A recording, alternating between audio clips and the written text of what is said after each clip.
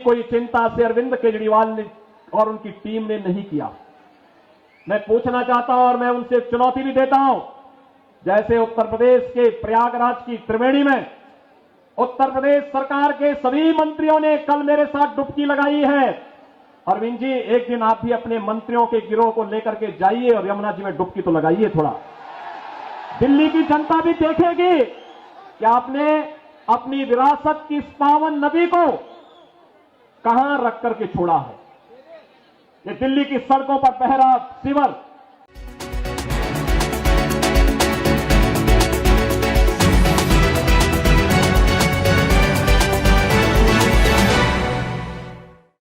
योगी जी को जय श्री राम, योगी जी को जय श्री राम। सभी कार्यकर्ता अपने स्थान पर चले जाएंगे। हमारे बीच में हमारे सांसद योगेंद्र चंदोलिया जी भी पहुंच चुके हैं। जोरदार तालियों से योगेंद्र जी का अभिनंदन करें। मैं हमारे उत्तर प्रदेश के मुख्यमंत्री आदरणीय योगी आदित्यनाथ जी को बताना चाहता हूं कि ये करोड़ बाग की जनता आपके स्वागत में 2 बजे से बैठी है और ये सब लोग, अभी जितने लोग यहाँ हैं उससे ज्यादा लोग चारों तरफ खड़े हैं, आपके केवल आशीर्वाद को आपको देखने के लिए खड़े हैं। मैं दुष्यंत गौतम जी से निवेदन करूंगा, हमारे मुख्यमंत्री जी का आप अभिनंदन करें। योगेंद्र चंदोलिया जी, बांसुरी स्वराज जी, आप आइए, बांसुरी आ गए।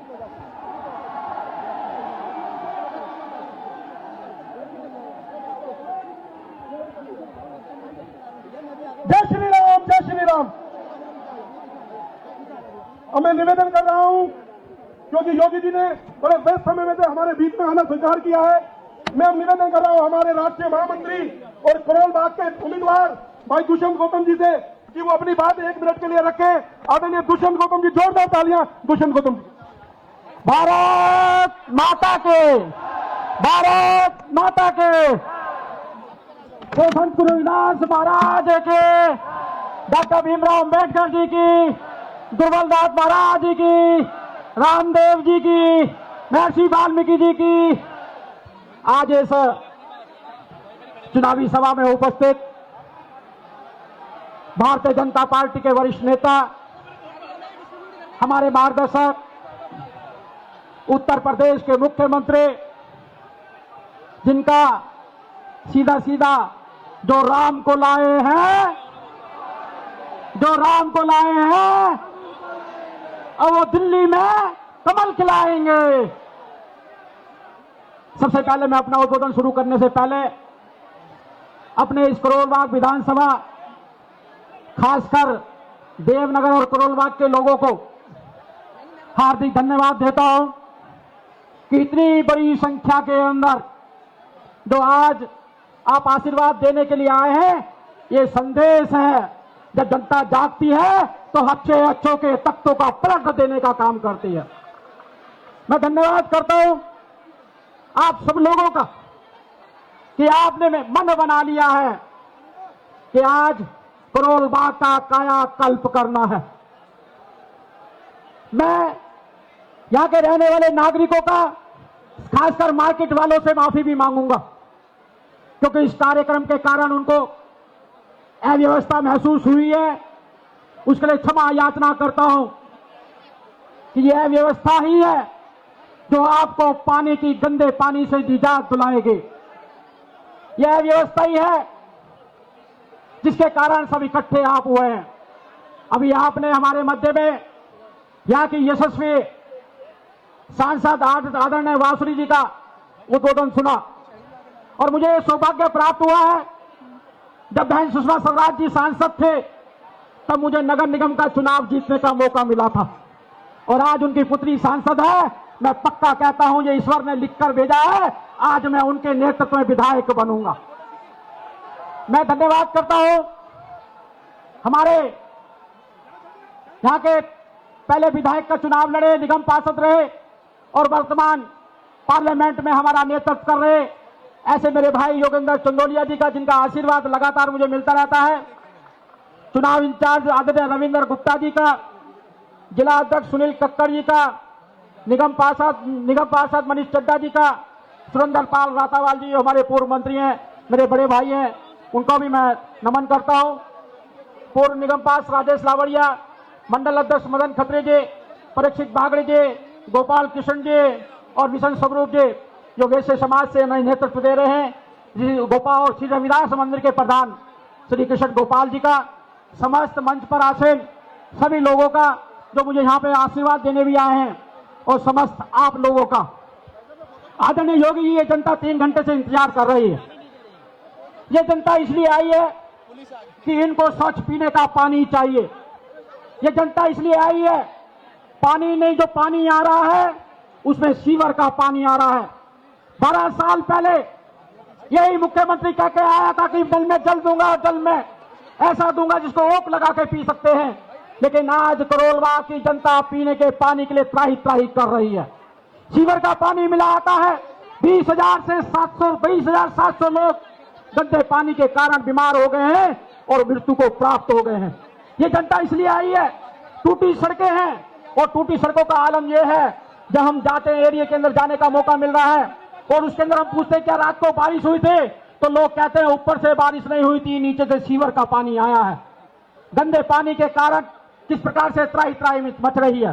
केजरीवाल कहते हैं हमने स्कूलों का मॉडल दिया है, लेकिन इस करोलबाग विधानसभा के अंदर स्कूल नहीं, स्कूल बंद हुआ है यहाँ पर, लेकिन 8 ठेके नए खोले गए हैं ताकि हमारी इस जनरेशन को बर्बाद करने का काम किया जा रहा है।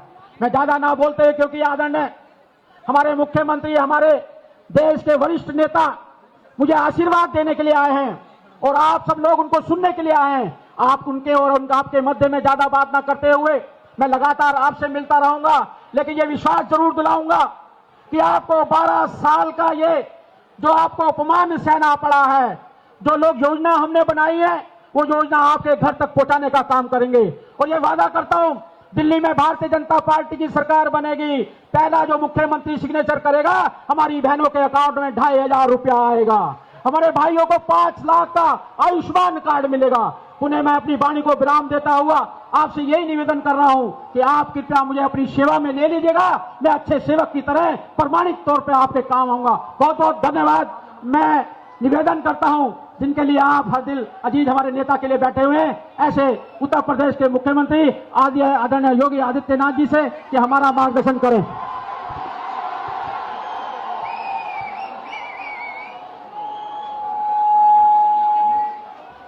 भारत माता की, भारत माता की, भारत माता की, वंदे वंदे वंदे।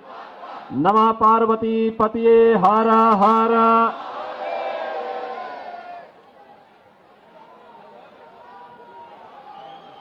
लोकप्रिय सांसद सुश्री बांसुरी स्वराज जी, उत्तर पश्चिम दिल्ली के लोकप्रिय सांसद श्री योगेंद्र चंदोलिया जी, भारतीय जनता पार्टी के राष्ट्रीय महासचिव, करोलबाग विधानसभा क्षेत्र से प्रत्याशी श्री दुष्यंत गौतम जी, चुनाव प्रभारी श्री रविंद्र गुप्ता जी, जिला अध्यक्ष सुनील कंकर जी, पूर्व मंत्री श्री सुरेंद्र रातावाल जी, निगम पार्षद श्री मनीष चड्डा जी, भारतीय जनता पार्टी के सभी मंडल अध्यक्षगण, भारी संख्या में करोलबाग विधानसभा क्षेत्र से अपना आशीर्वाद प्रदान करने के लिए उपस्थित मेरे सभी बहनों और भाइयों, मैं कल सायकाल ही प्रयागराज की धरती से लखनऊ पहुंचा हूं। इस सदी का महाकुंभ इस समय प्रयागराज में चल रहा है। मां गंगा, यमुना और मां सरस्वती के पावन त्रिवेणी के संगम पर पिछले 10 दिनों के अंदर लगभग 10 करोड़ श्रद्धालुओं ने संगम में डुबकी लगा करके वहां पर पुण्य के भागीदार बने हैं। बहनों और भाइयों, अगले 35 दिनों तक यह सिलसिला चलेगा और इन 35 दिनों, कुल 45 दिनों में प्रयागराज की धरती पर 45 करोड़ श्रद्धालु आकर के पुण्य का भागीदार बनेगा। ये डबल इंजन सरकार, भारतीय जनता पार्टी की डबल इंजन सरकार आस्था को सम्मान देकर के अर्थव्यवस्था का उन्नयन करने का कार्य कर रही है। ये केवल भारतीय जनता पार्टी कर सकती है। आस्था का भी सम्मान है और अर्थव्यवस्था को उसके माध्यम से एक नई गति देने का भी वहां माध्यम बना हुआ है। उत्तर प्रदेश सरकार और केंद्र सरकार ने मिलकर के महाकुंभ के महाआयोजन में 7,500 करोड़ रुपए खर्च किए, लेकिन इससे उत्तर प्रदेश की अर्थव्यवस्था में 2 लाख करोड़ रुपए से अधिक की वृद्धि होने वाली है। लाखों नौजवानों के लिए नए रोजगार का सृजन होने वाला है।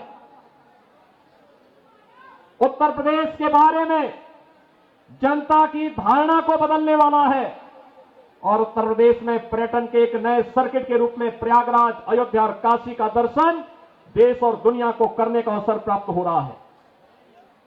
बहनों और भाइयों, अनुमान करिए आज से 10 वर्ष पहले उत्तर प्रदेश के बारे में लोगों की क्या धारणा बन चुकी थी। आज से 7-8 वर्ष पहले उत्तर प्रदेश के बारे में लोग क्या सोचते थे। लेकिन डबल इंजन की सरकार आई और उस सरकार ने वहां पर उत्तर प्रदेश को उसकी पुरातन पहचान दिलाने का कार्य कराया। आज उत्तर प्रदेश में क्या नहीं है, आज वहां पर इंफ्रास्ट्रक्चर के बड़े बड़े कार्य हैं। देश के सबसे ज्यादा एक्सप्रेसवे हैं, हाईवे है, रेलवे का सबसे बड़ा नेटवर्क है, सबसे ज्यादा सिटी में मेट्रो का संचालन हो रहा है और वहां के स्वच्छता को अगर आप तुलना करेंगे तो आपको आज नजर आएगा। ज्यादा दूर मत जाइए, दिल्ली से लगे हुए उत्तर प्रदेश के महानगरों को देख लीजिए और दिल्ली के अंदर आम आदमी के कारनामों को आप तुलना कर लीजिए तो आपको अंतर स्पष्ट नजर आ जाएगा। और मैं इसीलिए आपसे कहने के लिए आया हूं, दिल्ली की यात्रा आज से प्रारंभ नहीं होती। 5,000 वर्षों का इतिहास है दिल्ली का। दिल्ली की 5,000 वर्षों के इस इतिहास में कभी ये दिल्ली इंद्रप्रस्थ के रूप में जानी जाती थी। ये दिल्ली अपने वैभव के लिए जानी जाती थी।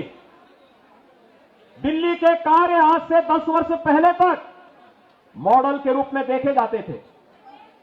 लेकिन बहनों और भाइयों, आज मुझे जब दिल्ली चुनाव प्रचार की दिशा से तमाम मार्गों को जाना पड़ा तो यहां पता ही नहीं लग रहा था कि सड़क है या गड्ढा है, गड्ढे में सड़क है या सड़क में गड्ढा है। और इसीलिए मुझे 1 घंटा लेट हुआ आज के कार्यक्रम में आने में। मैं बहुत जग था यहां पे देख करके कि राष्ट्रीय राजधानी दिल्ली की सड़कों की दुर्गति। और बहनों और भाइयों, यही नहीं, जब मैंने सड़कों पर गंदगी का ढेर देखा, कूड़ा पड़ा हुआ है, प्लास्टिक से सड़कें पटी हुई हैं, गंदगी का ढेर जगह जगह लगा हुआ है, गंदगी के बड़े बड़े पहाड़ दिखाई दे रहे हैं, सीवर लाइन सड़कों पे बह रही है। और दिल्ली, अभी तो ये जनवरी चल रहा है, आप देखना फरवरी के बाद जब पेयजल का संकट आता है, टैंकर माफिया यहां पे हावी होगा, तब का क्या दृश्य होता है। बहनों और भाइयों, ये दुर्गति करने का सबसे बड़ा अपराधी कोई है तो और कोई नहीं, अरविंद केजरीवाल नाम का जीव इसका सबसे बड़ा अपराधी है, सबसे बड़ा अपराधी है।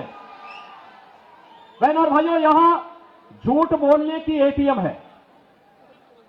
सुबह से लेकर सायकाल तक एक से एक झूठ को बड़ी होशियारी के साथ गढ़ने वाला व्यक्ति है। और पिछले 10 वर्षों में दिल्ली की जनता को कैसा झूठों वायदे करते करते उन्होंने दिल्ली को नरक बना दिया है। और दिल्ली के आम आदमी पार्टी की सरकार के कारनामों का पाप आज उत्तर प्रदेश के मथुरा, वृंदावन जैसी पावन नगरी और आगरा जैसी पर्यटन नगरी को ही भुगतना पड़ रहा है। जब यमुना जी का पानी यही दिल्ली में एक नाले में तब्दील हो जाती है। नमामि गंगे परियोजना के माध्यम से एक और गंगा के पानी को प्रधानमंत्री मोदी जी के विजन के कारण उनके नेतृत्व में अविरल और निर्मल उत्तर प्रदेश के अंदर बना दिया गया। उसका परिणाम है कि प्रयागराज में आप जाएंगे, कल आपने देखा होगा कि उत्तर प्रदेश सरकार का पूरा मंत्रिमंडल 54 सदस्यीय मंत्रिमंडल ने संगम में डुबकी लगाई। एक साथ आनंद की अनुभूति पूर्ण का लाभ हमने प्राप्त किया, इसलिए क्योंकि अब प्रयागराज में मां गंगा का जल बहुत शुद्ध है, त्रिवेणी में जल बहुत शुद्ध है। नमामि गंगे परियोजना का लाभ वहां लिया गया, उसे पूरी ईमानदारी के साथ लागू किया गया। लेकिन दिल्ली के अंदर यमुना की शुद्धि हो, इसके बारे में कभी कोई चिंता से अरविंद केजरीवाल ने और उनकी टीम ने नहीं किया। मैं पूछना चाहता हूं और मैं उनसे चुनौती भी देता हूं, जैसे उत्तर प्रदेश के प्रयागराज की त्रिवेणी में उत्तर प्रदेश सरकार के सभी मंत्रियों ने कल मेरे साथ डुबकी लगाई है। अरविंद जी, एक दिन आप भी अपने मंत्रियों के गिरोह को लेकर के जाइए और यमुना जी में डुबकी तो लगाइए थोड़ा।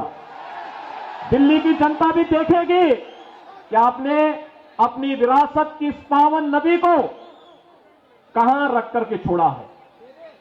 ये दिल्ली की सड़कों पर बह रहा सीवर, दिल्ली के अंदर आसन्न पेयजल का संकट, गंदगी का ये ढेर, गड्ढों में तब्दील सड़कें, आम आदमी पार्टी के उन कारनामों को बताता है जिसके लिए लगातार भारतीय जनता पार्टी लगातार आवाज उठाती रही है। बहनों और भाइयों, आज आप तुलना करना चाहेंगे, केवल एक तुलना आप इससे कर सकते हैं। दिल्ली में ओखला औद्योगिक नगर भी है। पिछले 10 वर्ष में वहां कोई नया उद्योग नहीं आया। जो उद्योग लगे थे उनको कोई बुनियादी सुविधाएं नहीं मिलती है। और एक न्यू ओखला के रूप में, नोएडा के रूप में आप जानते हैं, आपने देखा होगा पिछले 8 वर्ष के अंदर नोएडा, दिल्ली से लोग पलायन करके अब नोएडा में बस रहे हैं, ग्रेटर नोएडा में बस रहे हैं।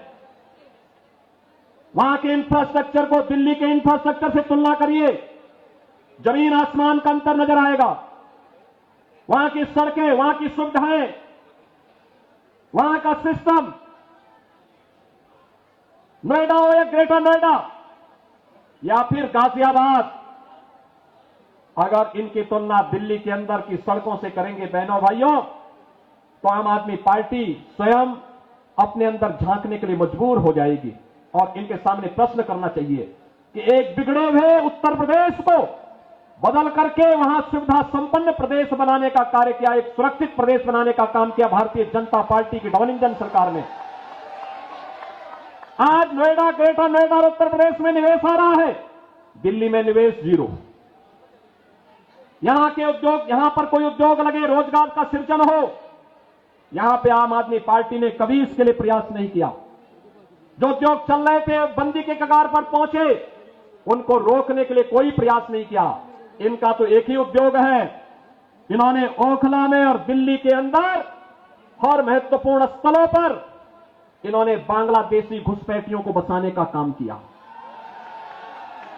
आपने देखा होगा अभी 2 वर्ष पहले जामिया मिलिया और उसके आसपास के क्षेत्रों में उत्तर प्रदेश सरकार की सिंचाई विभाग की जमीन पर भी इन्होंने, इनके विधायकों ने, इनके पदाधिकारियों ने, इनके पार्षदों ने बांग्लादेशी घुसपैठियों को बसाने का काम किया था। मैंने 2-3 बार बातचीत करने का प्रयास किया कि भाई उत्तर प्रदेश सरकार की जमीन पर मत बसाओ, लेकिन जब इन्होंने जबरदस्ती किया तो मुझे उत्तर प्रदेश से बुलडोजर भेजना पड़ा था उनको हटाने के लिए। और बहनों और भाइयों, मैंने उनको वहां पूरी निर्ममता के साथ अपनी सरकारी जमीन खाली करवाई और फिर उसे बैरिकेड करके उत्तर प्रदेश की पीएसी को वहां तैनाती दे दी है कि भाई अब आप यहां रहिए, दिल्ली की जनता के लिए कोई इंस्टीट्यूशन बनेगा, कोई सुविधा बनेगी, हम वहां उनको वहां पर उनके लिए जमीन उपलब्ध करवाएंगे, लेकिन विदेशी घुसपैठियों के लिए 1 इंच जमीन हम लोग दिल्ली के अंदर नहीं देंगे। बहनों और भाइयों, इन्हें आपकी आस्था का ख्याल नहीं है। आपने देखा होगा 2 दिन पहले मैं भी एक न्यूज पढ़ रहा था, पंजाब से कुछ बहनें आई थी, उन्होंने केजरीवाल जी के घर का घेराव किया और घेराव करते हुए उन्होंने कहा कि पंजाब में जो वायदा किया था आपने 1000 रुपए प्रत्येक महिला को देने के लिए 2 वर्ष हो गए, एक पाई नहीं मिली है। क्या हुआ वायदा का? और यही वायदा ये दिल्ली की जनता से भी करते रहे, यहां की जनता जनार्दन से भी करते रहे। ये दावा करते हैं कि आप बिजली दे रहे हैं। बहन और भाइयों, दिल्ली की बिजली सबसे महंगी बिजली है और 24 घंटे बिजली नहीं मिलती है। मैं आपसे कहना चाहता हूं, आप आइए हमारा पश्चिमांचल क्षेत्र, ये मेरठ से लेकर के आपका गाजियाबाद तक की पूरी बिजली पश्चिमांचल विद्युत वितरण उत्तर प्रदेश पावर कारपोरेशन करता है।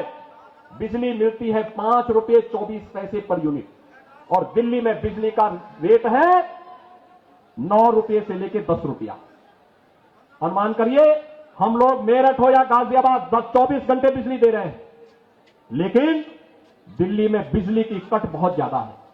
पानी नहीं है, जन सुविधाएं नहीं है, लेकिन इन्होंने बांग्लादेशी घुसपैठियों की मदद से यहां पर इनके पार्षद और इनके पदाधिकारियों ने मिलकर के 2020 में किस निर्ममता के साथ दंगा करवाने का काम किया था, कैसे शाहीन बाग में इन्होंने अराजकता और गुंडागर्दी करने का काम किया था।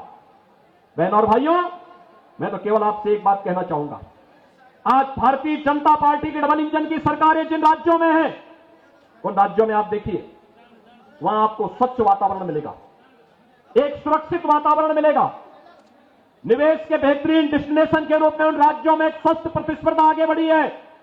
और आस्था का सम्मान इस कदर, विरासत का सम्मान कैसे होना चाहिए, अगर उसके कुछ उदाहरण देखने हो तो काशी में आइए, काशी विश्वनाथ धाम आपको देखने को मिलेगा। आप अयोध्या में आएंगे, 500 वर्षों का इंतजार समाप्त हुआ, एक नई अयोध्या के दर्शन होंगे। हर व्यक्ति अभिभूत होता है जब अयोध्या जाता है, उसको लगता है जैसे त्रेता युग में भगवान प्रभु राम के उस समय के अयोध्या का दर्शन कर रहे हैं। अयोध्या में वह स्थिति आज हम सबके सामने है। प्रयागराज महाकुंभ के दर्शन हो रहे हैं। आप उत्तराखंड में जाएंगे, केदारपुरी के दर्शन करेंगे, भव्य और दिव्य केदारपुरी।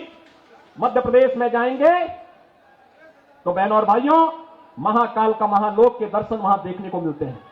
ये डबल इंजन सरकार की ताकत है, और डबल इंजन की सी सरकार की ताकत का एहसास कराने के लिए, आपको आह्वान करने के लिए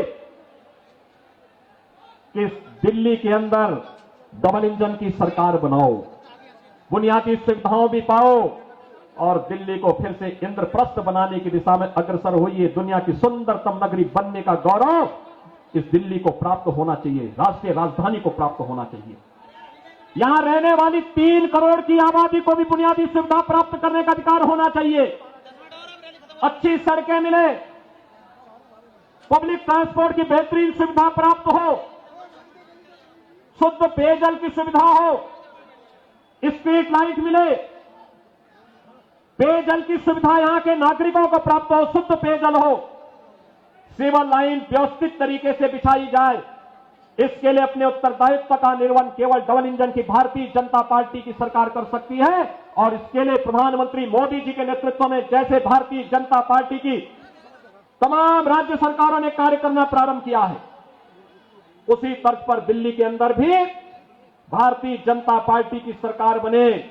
इसके लिए यहां पर दिल्ली की जनता ने अरविंद केजरीवाल जी लोकसभा चुनाव में एक टेलर दिखाया है, 7 की 7 सीट भारतीय जनता पार्टी के कमल चुनाव चिन्ह को खिलाने का काम की है।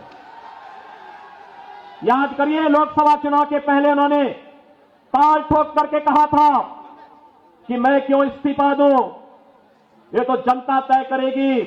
तो जनता तो उसी समय तय कर चुकी है, लोकसभा चुनाव में तय कर चुकी है। जनता जनार्दन ने लोकसभा चुनाव में 7 की 7 सीट भारतीय जनता पार्टी को विजयी बना करके भेजा है। और अब मैं आपसे कहना चाहूंगा कि आपने सुश्री बांसुरी स्वराज जी को भी और श्री योगेंद्र चंदोलिया जी को भी लोकसभा चुनाव में विजयी बना करके दिल्ली की सभी 7 सीटों पर कमल खिलाने का काम किया। और आज जब विधानसभा का चुनाव चल रहा है दिल्ली के अंदर, आप सबसे मेरी यही अपील है कि राष्ट्रीय राजधानी, देश और दुनिया के राष्ट्राध्यक्ष आते हैं, दुनिया के राष्ट्राध्यक्ष आते हैं, पूरा देश दिल्ली आता है, दिल्ली एक मॉडल के रूप में बने। ये मोदी जी के विजन से ही संभव हो सकता है, उन्हीं के नेतृत्व में संभव हो पाएगा। मोदी जी के नेतृत्व में देश के अंदर अलग अलग राज्यों में एक स्वस्थ प्रतिस्पर्धा आगे बढ़ी है विकास की। निवेश की, रोजगार की, सुरक्षा के नए नए मॉडल अपनाए जा रहे हैं। और उसी मॉडल के लिए मैं आपका आह्वान करने के लिए आया हूं। दिल्ली के अंदर भी वह मॉडल डबल इंजन सरकार की, भारतीय जनता पार्टी की सरकार बनने से ही संभव हो सकता है। और उस मॉडल के लिए भारतीय जनता पार्टी ने इस करोल बाग विधानसभा क्षेत्र में अपने राष्ट्रीय महासचिव श्री दुष्यंत गौतम जी को उतारा है। दुष्यंत जी के पास सार्वजनिक जीवन का एक लंबा अनुभव है, संगठन का एक लंबा अनुभव है। राष्ट्रीय महासचिव के रूप में तमाम राज्यों के प्रभारी के रूप में वे कार्य कर रहे हैं। और आज करोल बाग के अंदर वे आज विधानसभा का चुनाव लड़ने के लिए और करोल बाग को उसका पुराना वैभव उपलब्ध कराने के लिए, पुराना गौरव उपलब्ध करवाने के लिए वे आज आपके बीच में उपस्थित हुए हैं। भारतीय जनता पार्टी ने उन्हें अपना प्रत्याशी बनाकर के आपके बीच में, उन्हें यहां पर आपके बीच में उतारा है। आपका आशीर्वाद दुष्यंत जी को प्राप्त होगा, सभी लोगों को होगा, सभी लोगों को होगा। बहनों और भाइयों, देखिए, ये गौरव केवल भारतीय जनता पार्टी दिला सकती है। मैंने आपको बताया, अयोध्या में इंटरनेशनल एयरपोर्ट का नामकरण भगवान वाल्मीकि जी के नाम पर है, ये मोदी जी ने किया है। संत रविदास जी की जो पावन जन्मभूमि है चीर गोवर्धन काशी में, आज आप जाकर के देखिए, प्रधानमंत्री मोदी जी के विजन के अनुरूप कितना सुंदर और सुविधाओं से युक्त संत रविदास जी की पावन जन्मस्थली बन गई है। बाबा साहब भीमराव अम्बेडकर के पंच तीर्थों को बनाने का काम भी प्रधानमंत्री मोदी जी के नेतृत्व में भारतीय जनता पार्टी की सरकारों ने किया है। ये कांग्रेस हो या आम आदमी पार्टी, ये केवल धोखा देकर के बाबा साहब का अपमान करने वाली पार्टियां हैं। और इसलिए मैं आपसे कहना चाहूंगा कि आज उस विरासत के सच्चे प्रतिनिधि के रूप में श्री दुष्यंत गौतम को भारतीय जनता पार्टी ने करोल बाग विधानसभा क्षेत्र में आपके सामने, आपके बीच में आपकी सेवा के लिए उतारा है। आपका आशीर्वाद श्री दुष्यंत गौतम जी को प्राप्त होगा। दोनों हाथ ला करके यहां पे आश्वस्त करिए, दोनों, जहां तक मेरी आवाज जा रही है, दोनों हाथ ला करके अपना आशीर्वाद श्री दुष्यंत गौतम जी को दीजिए। देंगे? दोनों हाथ ला करके बोले, मेरे साथ बोलेंगे, भारत माता की, भारत माता की जय श्री राम, जय जय श्री राम।